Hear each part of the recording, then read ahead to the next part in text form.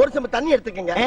அத தோசைக்கல்ல ஊத்தி அதுக்குன்னு வழக்கமா ஒரு விளக்கமாறு வச்சிருப்பீங்கல்ல, ஆமாங்க, அத அடிப்பக்கமா திருப்பி சரிங்க, வரட்டு வரட்டு வரட்டுன்னு ஒரு 4 இழுப்பு இழுத்து சரிங்க, நல்லா கழுவி விட்டுருங்க. சரிங்க. ஒரு கிண்ண நிறைய மாவு எடுத்து பெரிய ரவுண்டாவும் இல்லாம சின்ன ரவுண்டாவும் இல்லாம சரிங்க, பொதுவா ஒரு ரவுண்ட ஊத்தி 4-5 வெங்காயத்தை போட்டு அள்ளி பொடி பொடி பொடியா நறுக்கி அப்படியே மேலாப்ல பரபர தூவி விட்டு, சரிங்க, ஒரு நீளமான கேரட் எடுத்து அதையும் பொடி பொடியா நறுக்கி, சரிங்க, அப்படியே மேலாப்ல பரபர தூவி விட்டு, சரிங்க, ஒரு 16 கரண்டி நெய் எடுத்து, சரிங்க, அதுல 6 கரண்டி நெய்ய உள் சைடு அப்படியே லேசா விளாவி விட்டு, சரிங்க, 10 கரண்டி நெய்ய தோசைக்கு வெளி சைடு அப்படியே மேலாப்ல விளாவி விட்டு, சரிங்க, இட்லி பொடி இருக்கு பாத்தீங்களா, அத அப்படியே அள்ளி மலை சாரல் மாதிரி அதை மேலாப்ல பரபர அப்படியே பேய விட்டு, சரிங்க, பொத்துனாப்ல அப்படி ஒரு பரட்டு இப்படி ஒரு பரட்டு அப்படி பரட்டி விட்டு, அப்படியே ரெட்டி கலர்ல முருக முருக முருக முருக விட்டு அழகா மடிச்சு கம கம கமன்னு ஒரு ஊத்தப்பத்தை எடுத்துட்டு வாங்க. சரிங்க.